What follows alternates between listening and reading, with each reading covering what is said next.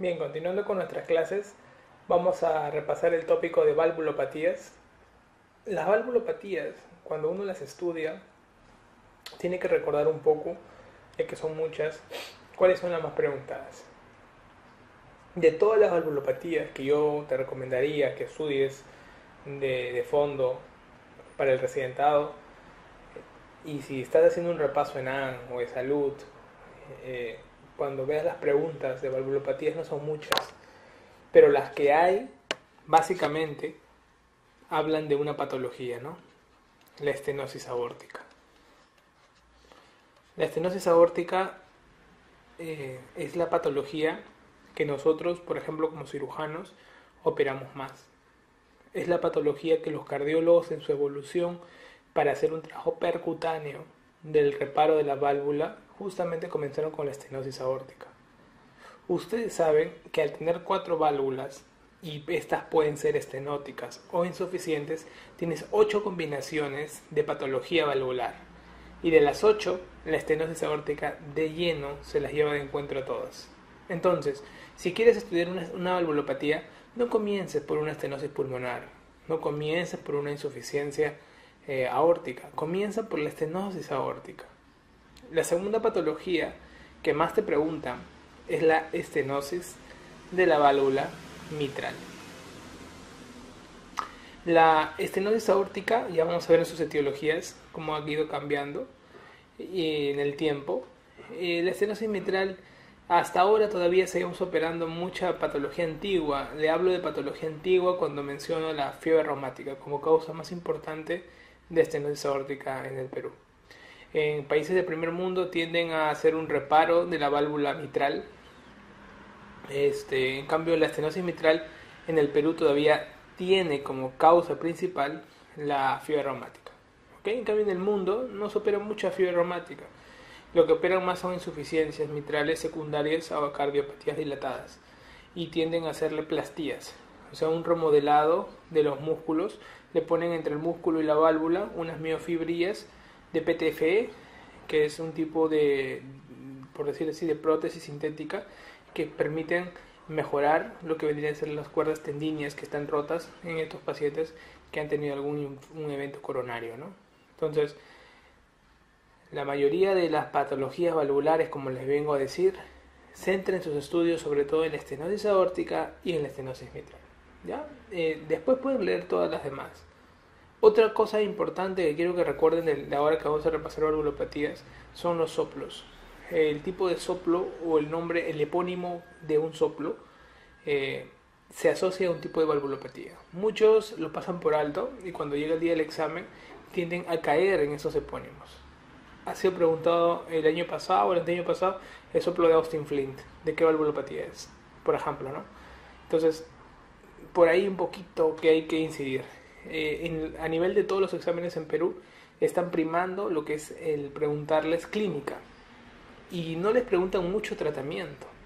Nosotros en la clase vamos a dejar también las directrices clásicas del tratamiento de las valvulopatías para que también la tengas en consideración como una línea general. ¿Okay? Vamos a usar en nuestro hospital, el Hospital Revaliati, tendemos a usar el manejo de valvulopatías según la guía del año 2012, la última guía europea. Hay una guía de 2014 americana. Nosotros trabajamos con la guía europea en valvulopatías y trabajamos la guía americana en lo que es enfermedad coronaria. Entonces, uno con otro para poder ir trabajando de la mano. Cuando ustedes vean las valvulopatías distintas a la cabeza, como les digo, el diagnóstico de una valvulopatía, ¿cuál es? ¿Clínico o ecocardiográfico? Una valvulopatía puede tener una manifestación clínica y esa manifestación clínica se puede evidenciar por un soplo. Ese soplo puede que no haga clínica general, que no una cardiología, una característica clínica evidente en el paciente, que no viene o presente síntomas, pero sí puede presentar signos. Entonces la mayoría de pacientes vienen y nosotros buscamos el soplo y escuchamos el soplo y detectamos el signo de esa valvulopatía. Puede que el paciente no tenga síntomas todavía, pero nosotros ya tenemos el soplo. Entonces, el diagnóstico que nosotros hacemos de las valvulopatías generalmente es clínico. Pregunta de examen.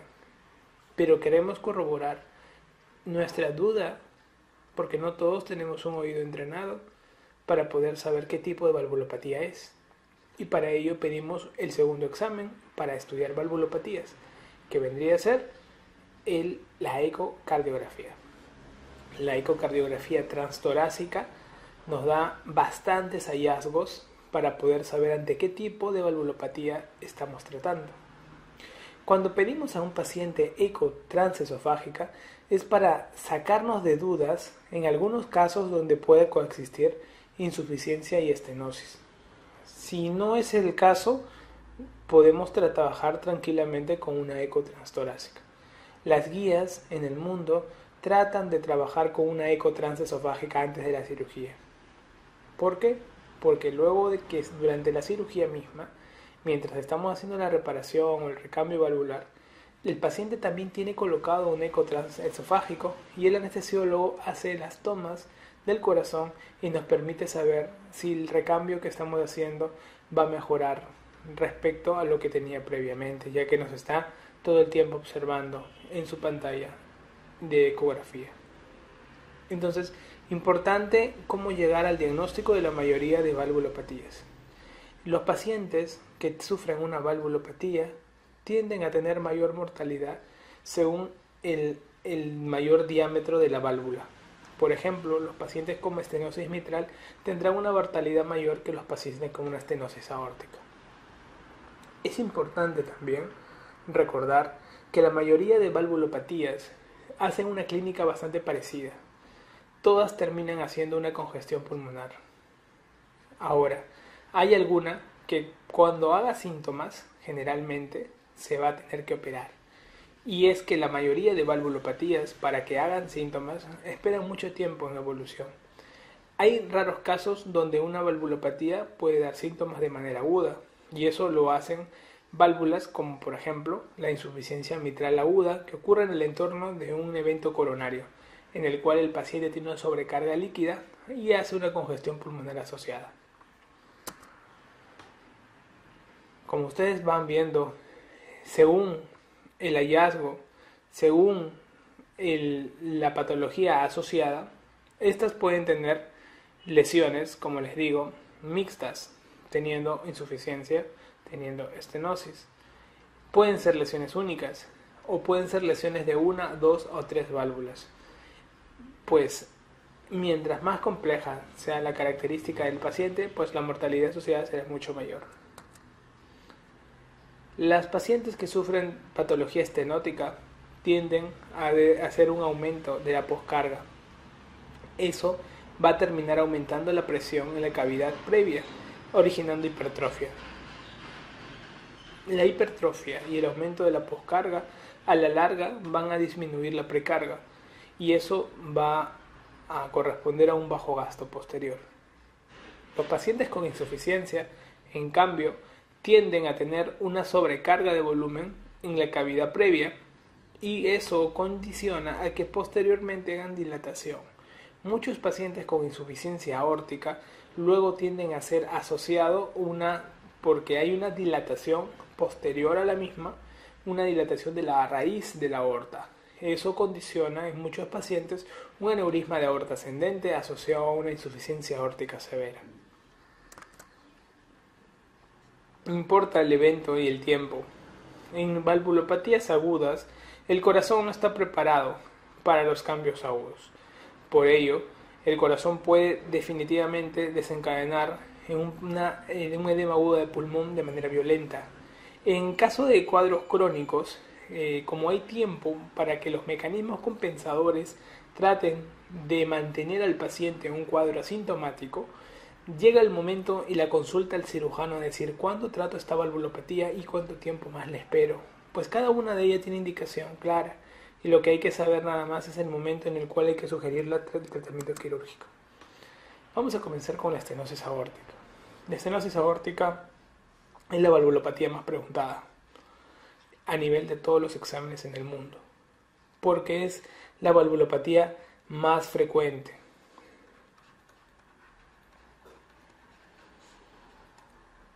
Recordar su etiología. En pacientes que son menores de 70 años y en los mayores de 70 años la etiología es distinta y es importante saber el orden de una u otra. En los menores de 70 años se dice de que la etiología más frecuente es encontrar una válvula aórtica bicúspide. Ustedes saben que la válvula aórtica es tricúspide, pero dicen que es bicúspide lo más frecuente. Y en mayores de 70 años lo que más encontramos es como primera causa una calcificación de la aorta. Por eso, cuando uno une todas las edades y saca un conglomerado general, sabemos que la etiología degenerativa por calcificación aórtica es la causa más frecuente. Pregunta de examen.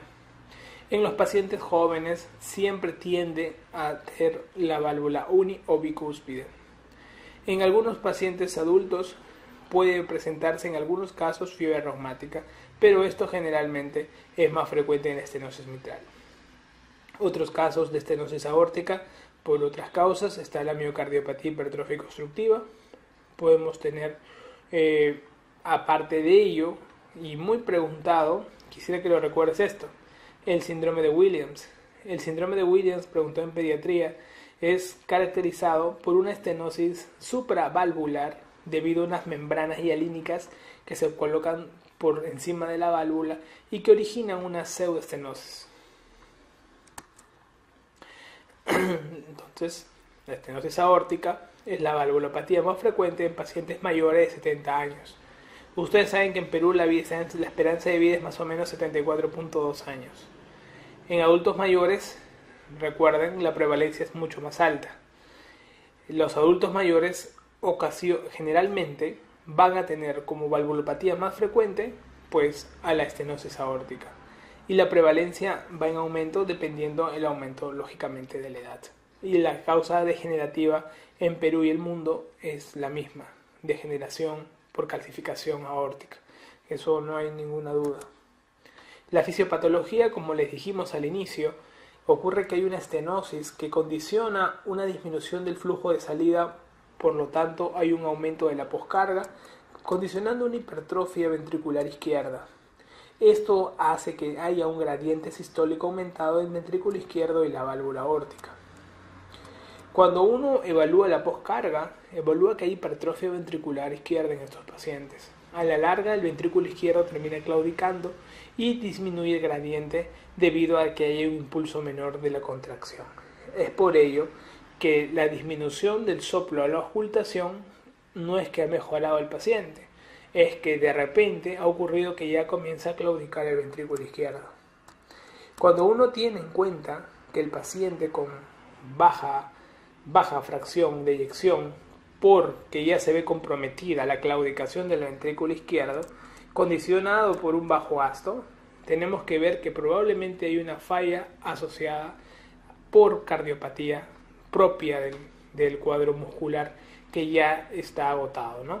Entonces, esto conlleva un fallo diastólico.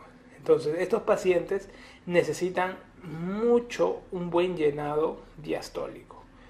Por lo tanto, al tener una contracción auricular adecuada que permita un buen llenado diastólico, ya que la contracción auricular contribuye con un 20% del llenado diastólico, tenemos que recordar que una de las causas más frecuentes de descompensación en estos pacientes es justamente que el paciente haga una fibrilación auricular asociada, que termina descompensándolo y por lo tanto haciendo un edema de pulmón en muchos casos.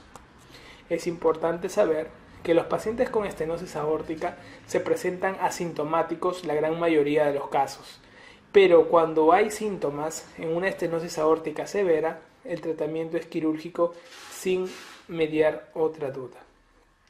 El paciente sintomático se puede presentar por un fallo diastólico o por un bajo gasto. El paciente que tiene fallo diastólico, como tiene una insuficiencia de llenado en diástole, el paciente generalmente vamos a ver que va a presentar una disnea. Aparte de ello, recordar esto. Nosotros tenemos que recordar que los pacientes que tienen disnea tienen dentro de un evento de estenosis aórtica tienen menor tiempo de sobrevida si no se opera. Eso es importante. Los pacientes que hacen clínica o son sintomáticos por bajo gasto, lo hacen por una hipoperfusión periférica. Y esta hipoperfusión periférica puede terminar conllevando a casos de angina cuando este paciente haga esfuerzo o en casos de síncope. Estos siguen en sobrevida. Un paciente con disnea tienes que operarlo porque al año nomás tiene probabilidad de morir.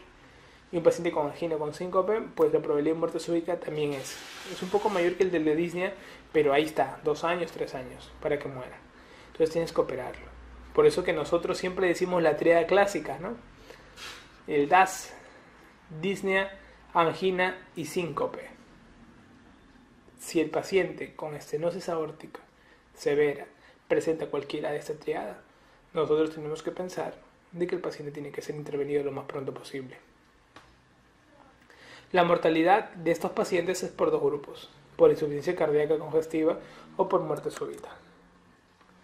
Cuando uno hace el diagnóstico, llega el paciente con estenosis aórtica a tu consulta, tú exploras los pulsos.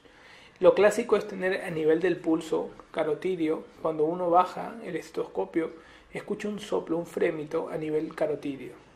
Es importante también recordar que el paciente se escucha al nivel precordial un soplo sistólico, ¿no?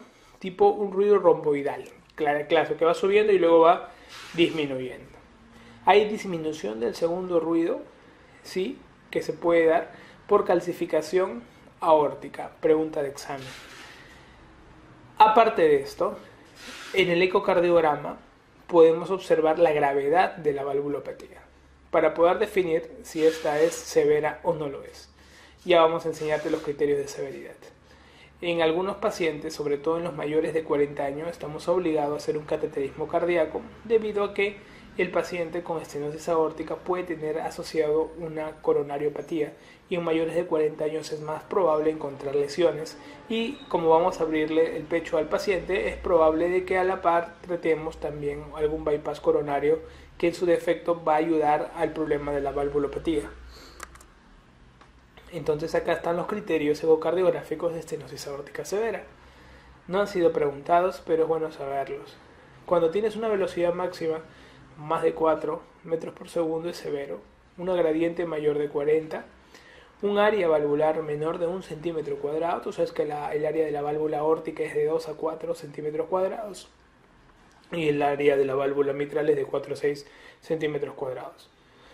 Y lo que vendría a ser la relación área entre superficie corporal, o sea, un indexado menor de 0.6 centímetros cuadrados por metro cuadrado. Entonces, estos son los criterios que más usamos nosotros para diagnosticar una estenosis aórtica severa. La pregunta de examen es, ¿se operan todas las estenosis aórticas severas? Como les digo, solo se operan cuando la estenosis aórtica severa da síntomas. Si no da síntomas, da lo mismo, seguir con el tratamiento médico y seguir con los controles ecocardiográficos seriados. No se operan a todos los que sean severos de inicio, no, a menos que den síntomas o que tengan algunos criterios ecocardiográficos que ya el especialista lo va a ver, pero estos son criterios muy finos que se van a ver durante el tiempo.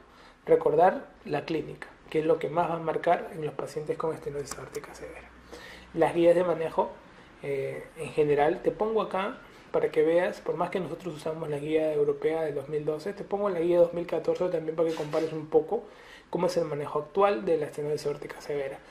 Se dice que se opera con una recomendación 1 y una evidencia B en tres grupos de pacientes.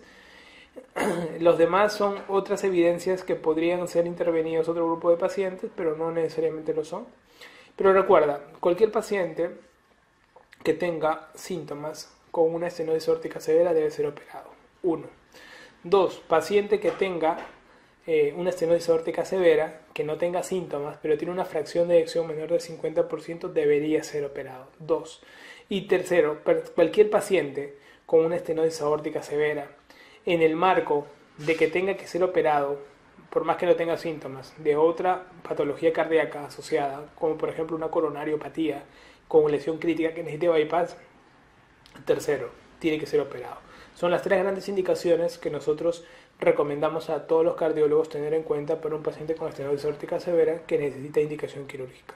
Más abajo ya tenemos indicaciones propias que nosotros utilizamos en la consulta diaria y que generalmente son pacientes seleccionados con discusión del Heart Team para poder definir qué tipo de paciente se va a operar o qué paciente no se opera. Igualmente, como le digo, toda la patología estenótica, este es de la guía europea, termina disminuyendo, termina evaluándose siempre y cuando tenga síntomas, que es lo que más deben acordarse ustedes. El tratamiento del paciente con estenosis aórtica severa, un tratamiento médico, evitamos el ejercicio físico ya que estos pacientes tienden a la disnea. Tratamos de dar una profilaxis bacteriana que está en dudas actualmente en la última guía del 2015 respecto a endocarditis pone bastantes dudas en la profilaxis. Eso sí, evitar mucho el diurético porque de por sí tienen poca precarga, entonces lo vas a empeorar. Y también tratar de que si tú usas los IECAs, ¿qué ocurre con los IECAs? Son vasodilatadores, baja más la poscarga al dar IECAs y al bajar más la poscarga, ¿qué ocurre? Aumentamos la gradiente y por lo tanto aumenta el flujo turbulento en la aorta y eso al aumentar el flujo turbulento, aumentar el gradiente, empeora la función sistólica. ¿Ok? Entonces tratamos de evitar los IECAs en los pacientes con estenosis aórtica severa justamente por disminuir el gradiente ya que esto termina empeorando la función sistólica. Pregunta de examen. Cuando operar, ideal en la válvula aórtica, cuando se daña no lo parchamos, no lo plasteamos. Lo que hacemos con un paciente con estenosis aórtica, lo ideal es sustituimos la válvula aórtica. 1. 2. ¿Qué prótesis usamos? Ustedes van a ver que en cirugía cardíaca hay 2 tipos de prótesis que van a escuchar. Las prótesis biológicas y las prótesis mecánicas. ¿Qué diferencia hay una de otra? Tiene ventajas y desventajas, por supuesto. Las prótesis que más usamos nosotros son las mecánicas, porque la mayoría de pacientes, según las guías, se puede usar una prótesis mecánica cuando sean menores de 70 años. Cuando son mayores de 70 años tratamos de usar una prótesis biológica. ¿Qué ventajas tienen? Los pacientes mayores de 70 años tienen predisposición a las caídas y por lo tanto pueden hacer hematomas con facilidad. Estos pacientes necesitarán entonces no anticoagularse. Por eso es que usamos una prótesis biológica en los mayores de 70 años, porque no necesitan anticoagulación oral. En cambio, los menores de 70 años, como van a vivir muchos más años teóricamente, pueden, al vivir muchos más años, vamos a darle una prótesis mecánica para anticoagulación. Pero, ¿qué diferencia hay que viva más años? ¿Por qué anticoagularlo si va a vivir más años? Precisamente, las prótesis mecánicas no necesitan recambiarse en el futuro, no cirugía posterior. Por eso es que lo colocamos en mecánico en jóvenes, porque lo vamos a anticoagular y porque sabemos que no vamos a operarlo más adelante. En cambio, en los pacientes, lo malo de la válvula biológica es que no se anticoagulan, bacán, pero muchas de ellas necesitan un recambio en 10 a 15 años. Y como son pacientes mayores, probablemente muchos de ellos no van a llegar al siguiente recambio. Entonces, se evita a este tipo de cirugía, ¿no? También hay los casos donde pues, nos hemos visto envueltos en conflictos éticos cuando pacientes de 50 años nos dicen que era una válvula biológica para no anticoagularme. Entonces tú dices, pucha, pero tú eres joven, una sola cirugía, toda tu vida, te olvidaste y te anticoagulas. No, quiero una válvula biológica, así no me anticoagule y así me operen cuando tenga 65 o 70 años, lo quiero. Y bueno, se discute el tema y al final se da un tratamiento, ¿no? Pero son casos aislados. Pero esto tenlo en cuenta respecto a lo que son válvulas. Las válvulas mecánicas son válvulas hechas por carbón pirolita que necesitan anticoagulación con warfarina vía oral y tener una anticoagulación dependiendo de la válvula y la superficie que tenga. Cuando es una válvula aórtica, tú anticoagulas con un INR de 2 a 3. Cuando es una válvula mitral, su INR aumenta de 3 a 3.5.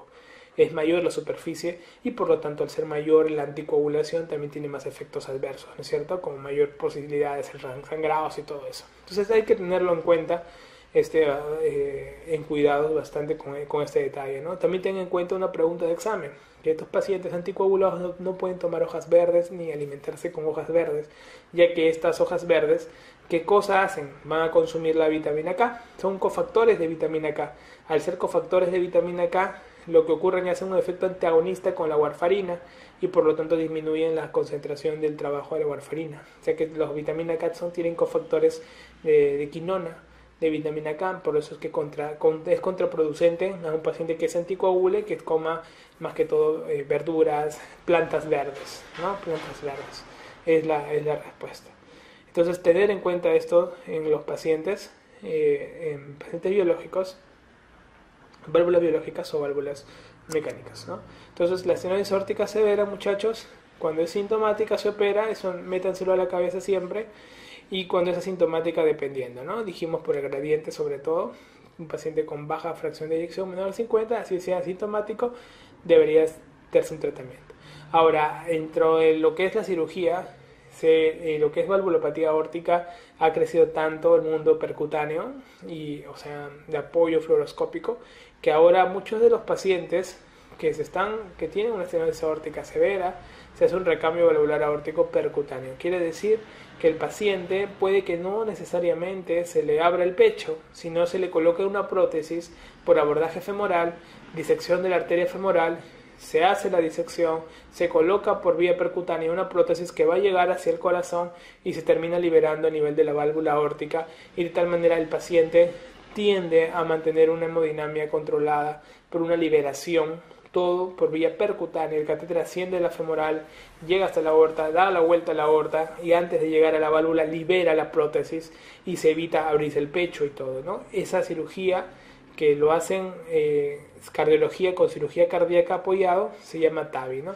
Que es la colocación de la válvula transaórtica, y lo hacen de manera percutánea, por vía femoral, se puede hacer por vía axilar, se puede hacer por vía transaórtica con un pequeño corte, una mini toracotomía, o por vía transapical, o sea, dándole una jareta a la punta del ventrículo izquierdo y colocándole detrás ventricular la válvula aórtica. Entonces, hay que tenerlo en cuenta para tratamiento, ¿ok? Como una alternativa, sobre todo en pacientes con Euroscore mayor de 20. Euroscore es el score de riesgo que nosotros manejamos y fue creado, validado para pacientes coronarios, pero en válvula aórtica se hace como una extrapolación para valvulopatías en general. Y cuando tiene un score muy alto, como que no va a aguantar una cirugía cardíaca de alto riesgo, estos pacientes con muchas comorbilidades pueden ser sometidos a este tipo de tratamiento para poderle dar una chance de mejora.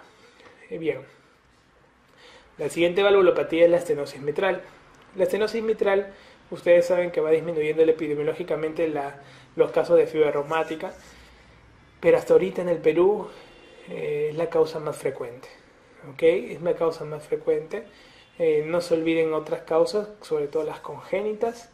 También no olviden la estenosis mitral con el CIA, el síndrome de Lutten-Becker, que algunas veces ha sido preguntado también. La fisiopatología nos habla de una estenosis mitral. Al haber un cierre mitral hay un gradiente diastólico aumentado entre la aurícula y el ventrículo izquierdo, ¿no? Lo que va a ocurrir es que el paciente va a haber una dilatación de la aurícula izquierda debido al aumento del cierre mitral. Hay una congestión pulmonar agregada, una hipertensión pulmonar, una hipertrofia del ventrículo derecho, y puede haber un fallo cardíaco derecho asociado a la estenosis mitral. Se comporta como un cor pulmonar, ¿no? Entonces, parecidazo. El problema de la precarga es que, bueno, hace un bajo gasto cardíaco porque no se impulsa adecuada sangre al ventrículo izquierdo, entonces ahí también hay que tener en cuenta, ¿no? La clínica de la estenosis mitral, lo tenemos que ver nosotros, no es una clínica que aparezca de un día para otro. La clínica suele transcurrir muchos años, unos 20 años, entre la fiebre reumática y los síntomas por estenosis mitral. Lo que va a ocurrir acá es una dilatación progresiva de la aurícula izquierda, con una dilatación mayor de 55 milímetros, ya es protrombogénica. Acá vamos a ver nosotros de que esa dilatación, ¿qué va a hacer? Va a crear fibrilación auricular, que justamente es la causa más frecuente de descompensación de estos pacientes. Puede ocurrir las embolias de origen cardiogénico, donde va a haber, al haber embolias, pues el paciente prácticamente se descompensa, y es una causa muy frecuente de la estenosis mitral de origen de FA por dilatación auricular, ¿no? Bien preguntado. Pregunta de examen: ¿qué es el signo de Horner? El signo de Horner es la disfonía por compresión del nervio recurrente, ¿no? El laringio recurrente. Esto, tenerlo en cuenta que se da por una compresión anormal, por una dilatación anormal de la aurícula izquierda. pregunta de examen. Los epónimos, acuérdense, en valvulopatías, como siempre, chicos, fundamental. La congestión pulmonar termina dando disnea, ortopnea, disnea paroxística nocturna, y la hipertensión pulmonar asociada a una estenosis mitral puede terminar dando hemoptisis asociada. Entonces, infecciones respiratorias a repetición en pacientes con hipertensión pulmonar. Bien, acá el diagnóstico, ¿no? En el diagnóstico nosotros tenemos la exploración física primero. Podemos encontrar las famosas chapetas malares, como lo describían los libros de Suros, ¿no? Las chapetas malares de estos pacientes con congestión. Los pulsos, bueno, puede haber un pulso parvus a nivel carotidio, sí. Los pulsos yugulares no son tan característicos, más que todo cuando las complicaciones, por ejemplo, que hay una FA asociada a una estenosis mitral, va a haber ausencia de onda A, pero no es que digamos uno característico por el cuadro. En los ruidos cardíacos, sí, recuerden ustedes que va a haber el retumbo diastólico clásico, el retumbo diastólico, el chasquido de apertura mitral en diástole, ojo, el soplo es en diástole, un chasquido de apertura mitral. Luego vamos a ver un aumento por el retumbo diastólico y puede haber un refuerzo presistólico, y si hubiera fibrilación auricular no hay el refuerzo presistólico, ¿ok? Entonces, importante el soplo diastólico que vamos a encontrar en APEX en el paciente con estenosis mitral. Este soplo diastólico que vamos a encontrarlo en APEX puede estar irradiado básicamente a la axila, hacia la región axilar. Recuerda que la estenosis mitral, la insuficiencia mitral tienden irradiación hacia la axila. Se preguntó el año pasado, la irradiación del soplo mitral ¿hacia dónde es? Hacia la región axilar, ¿ok? Podemos evaluar en el paciente, aparte de ello, algún soplo característico. Sí, podemos tener el soplo de Graham-Still. El soplo de Graham-Still es un soplo que vamos a ver nosotros que se puede dar en pacientes con estenosis mitral, ¿ok? Entonces, recordar la génesis un poco del Graham-Still, qué tipo es, han preguntado si es sistólico o diastólico, un soplo de tipo diastólico, ¿ok? Entonces, recordar, pregunta de examen, soplo de Graham-Still, se da en la estenosis mitral, es un soplo de tipo diastólico, ¿ok? Esa es pregunta súper de examen. ¿Dónde irradian los soplos? En la parte mitral, valvulopatías mitrales en general, región axilar. Bien. En la radiografía de tórax podemos encontrar congestión pulmonar, doble contorno de aurícula izquierda. En el electrocardiograma podemos encontrar la famosa P mitrale, bimodal, ¿ok? Por crecimiento auricular izquierdo. Crecimiento del ventrículo derecho también podemos observar. Podemos observar una fibrilación auricular que esté asociada dentro de este cuadro. En el ecocardiograma vamos a ver más que todo una aurícula izquierda dilatada. Vamos a ver, aparte de ello, la gravedad de la disfunción, el cierre, el área valvular de la región mitral. Vamos a ver qué tipo de estenosis se va a presentar. Básicamente, cuando sea menor de 1, estamos hablando de una estenosis severa, ¿no? En algunos pacientes, por la duda, porque son generalmente pacientes que tienen más de una valvulopatía, tienen estenosis mitral, tienen una falla cardíaca derecha, tienen una insuficiencia tricuspidia asociada, muchos de estos pacientes. Entonces la la ecotransesofágica termina complementando muy bien a la ecotranstorácica y dándonos mayores características. Ya saben, el cateterismo cardíaco, siempre y cuando sean pacientes que tengan una lesión o que sean mayores de 40 años. El tratamiento de estos pacientes es médico. Generalmente la profilaxis bacteriana, dependiendo de la escala que estén manejando, para endocarditis. Si tiene una fibrilación auricular, controlamos básicamente el ritmo. Si no vemos nosotros un buen control del ritmo o es una fibrilación auricular permanente, solamente hacemos control de la frecuencia cardíaca más anticoagulación oral, como lo hicimos en la clase de antiarrítmicos, y lo que vendría a ser el uso y control de la fibrilación auricular. Si el paciente tiene una insuficiencia cardíaca descompensada, diuréticos. ¿Cuándo hacer el tratamiento intervencionista? Bueno, en la estenosis mitral vas a ver que lo ideal es hacer el recambio valvular mitral.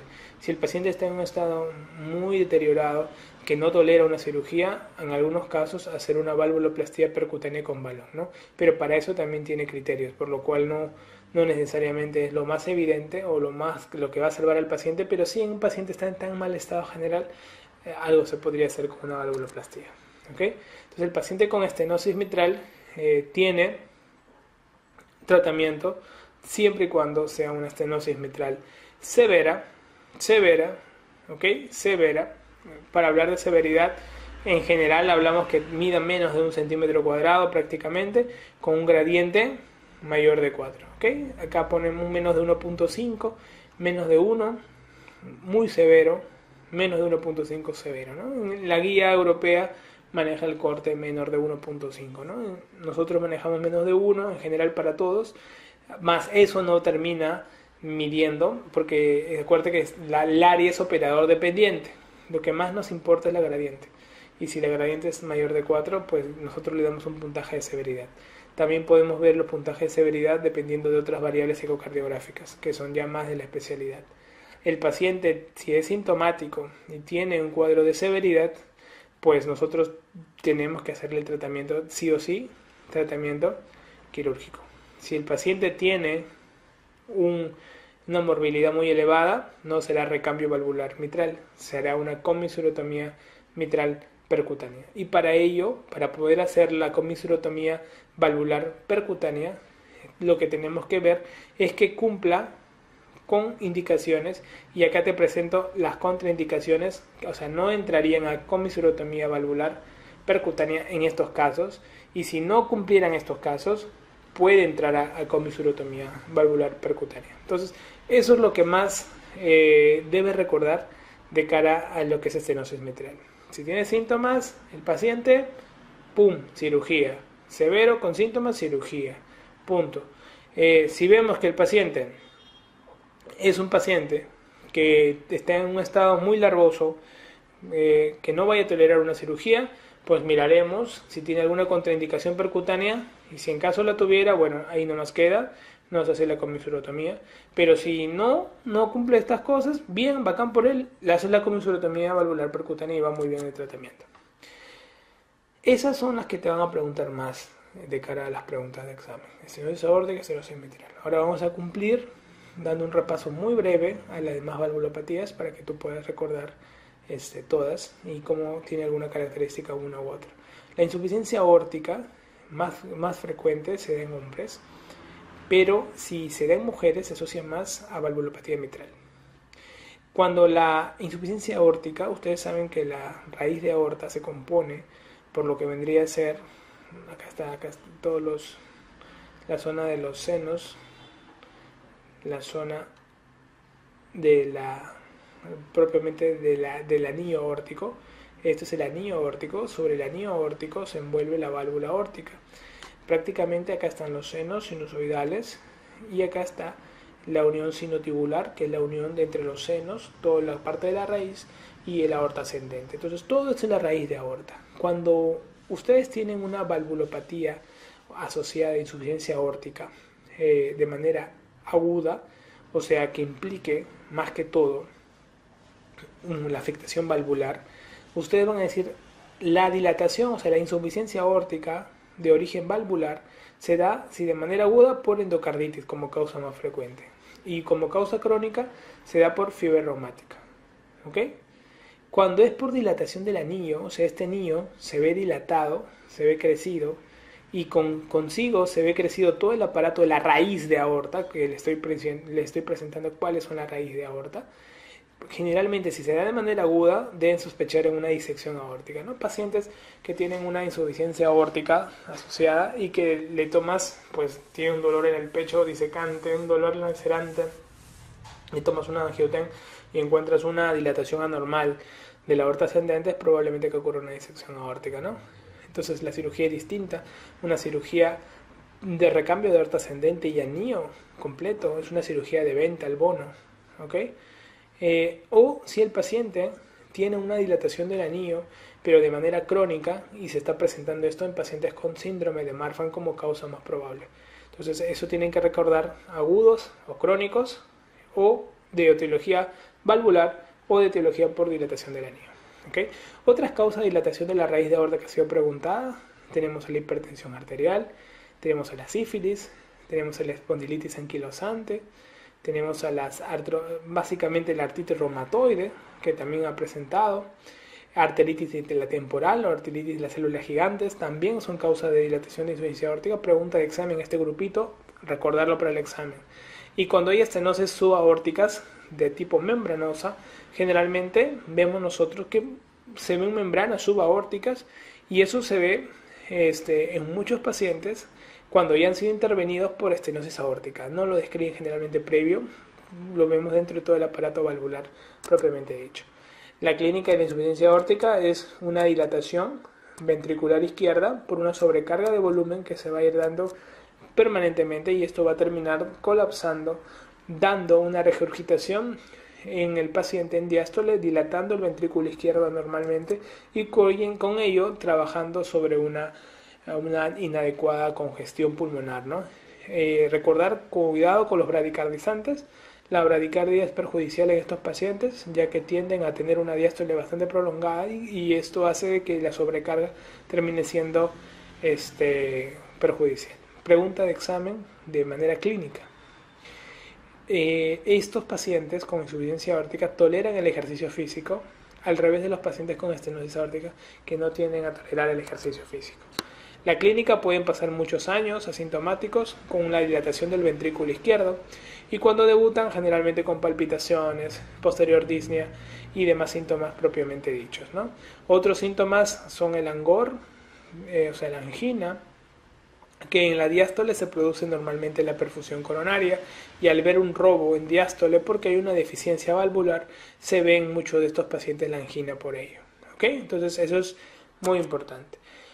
En la exploración física, cuando veas un paciente con insuficiencia aórtica, ves primero la tensión arterial, la presión arterial diferencial aumentada, y puedes ver algunos signos, pregunta de examen. El signo de Muset, o del balanceo del tórax y cabeza con cada latido, ¿no? El signo de Muset, ¿ok? El signo de Corrigan, con el pulso saltón en carótidas, pregunta de examen, pulso o signo de Corrigan. El signo de Quincke, donde hay una palidez y rubor de las uñas con cada latido, puede haber el signo de Quincke. En los pulsos, cuando veas el pulso carotidio, encontrarás un pulso Celeret et Magnus. El pulso Celeret et Magnus también puede estar en este grupo, o el Bisferiens también en los pacientes con doble lesión aórtica los puedes presentar, ¿no? Cuando escuches los ruidos cardíacos, vas a escuchar en primer lugar un segundo ruido débil, un soplo diastólico, pregunta de examen, decreciente, pegado, generalmente, un poco como que aspirativo, ¿no? al segundo ruido, ¿no? Pegado al segundo ruido como aspirativo. Es un soplo diastólico, eso sí. Recordar también que hay un soplo característico en la insuficiencia aórtica, y esto es porque se va a presentar asociado a la insuficiencia aórtica a la caída de sangre al ventrículo izquierdo, un soplo diastólico preguntado en el exámenes de residencia en ENAM, que es el soplo de Austin-Flint.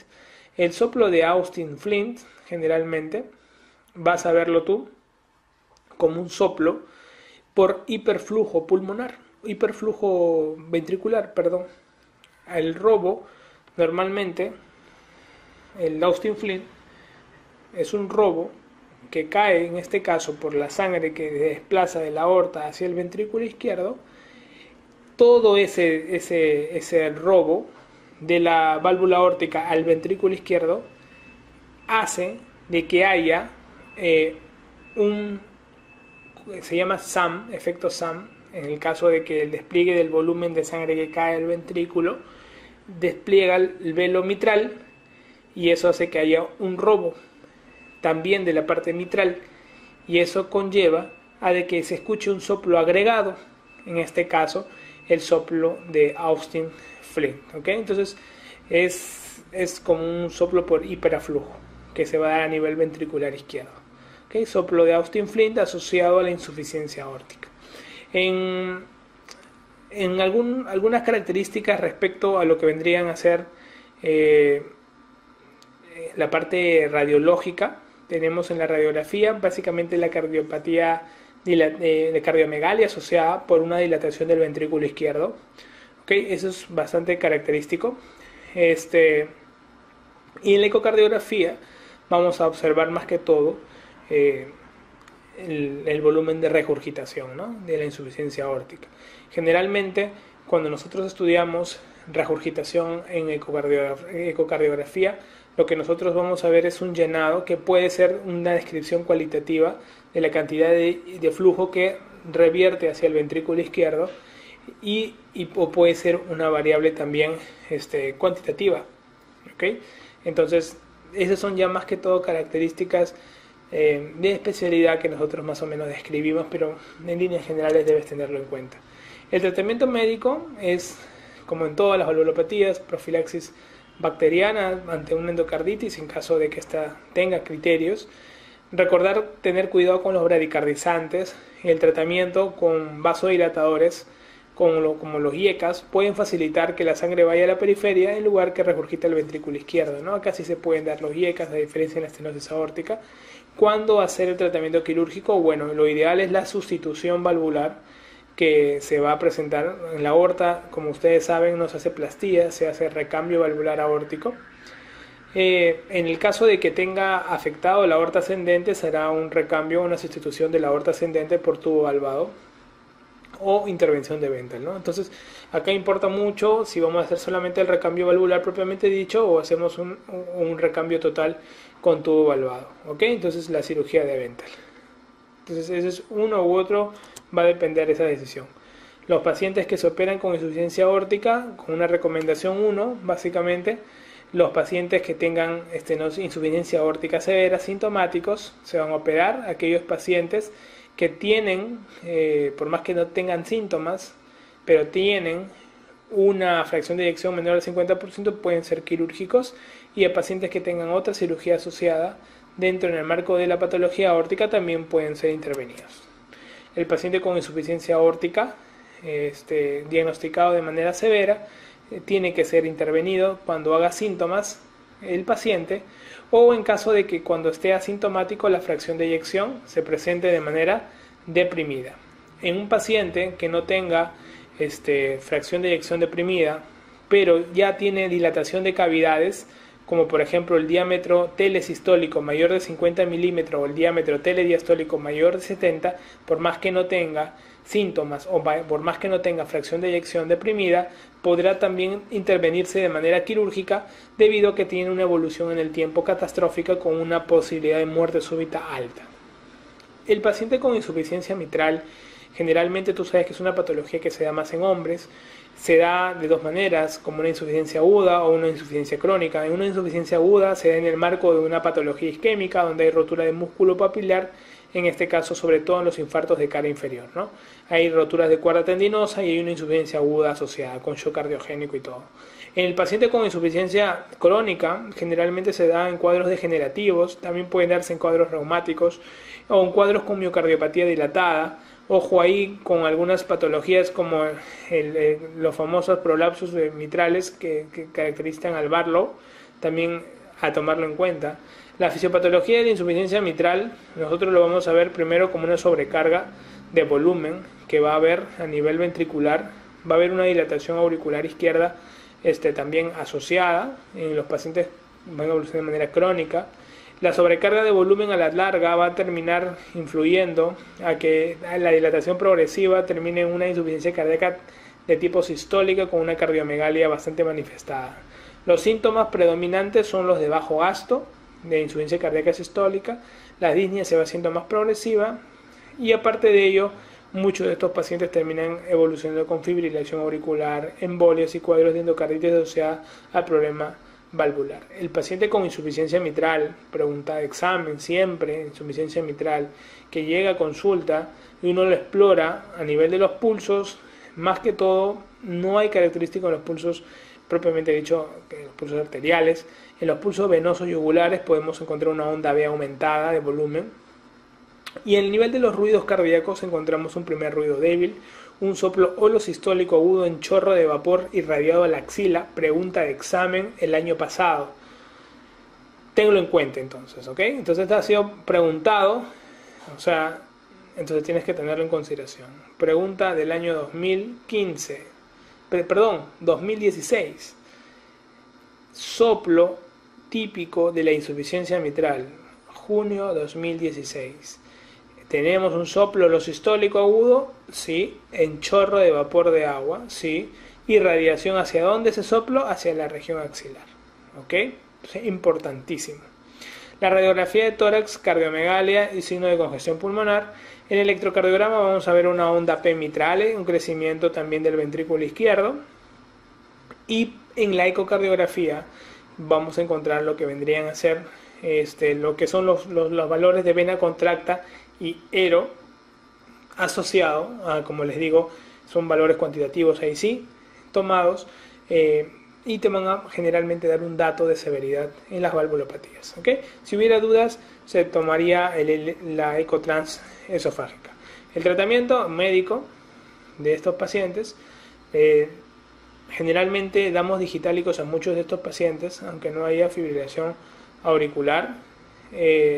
Damos vasodilatadores buenos como los IECAS, y el tratamiento quirúrgico, cuando lo ideal es la valvuloplastía mitral. A diferencia del problema aórtico, acá sí tratamos de hacer una valvuloplastía mitral, ¿okay? Tratamos de mejorar la válvula mitral, poder ayudarla a mejorar su dinamia, más que corregirla o recambiarla completamente. Eso es lo que más tendemos a hacer con los pacientes con válvula mitral, ¿ok? Entonces, la reparación valvular mitral es la técnica generalmente de elección en estos pacientes, y nosotros tratamos de hacer una cirugía en todos los pacientes con síntomas, siempre y cuando tengan una fracción de eyección mayor del 30% y tengan una dilatación, en este caso, del ventrículo izquierdo en sístole menor de 55 milímetros, ¿no? La cirugía está indicada también en pacientes que, aparte de ello, tengan una disfunción comprobada del ventrículo izquierdo, donde tengan una fracción de eyección que sea menor del 60%.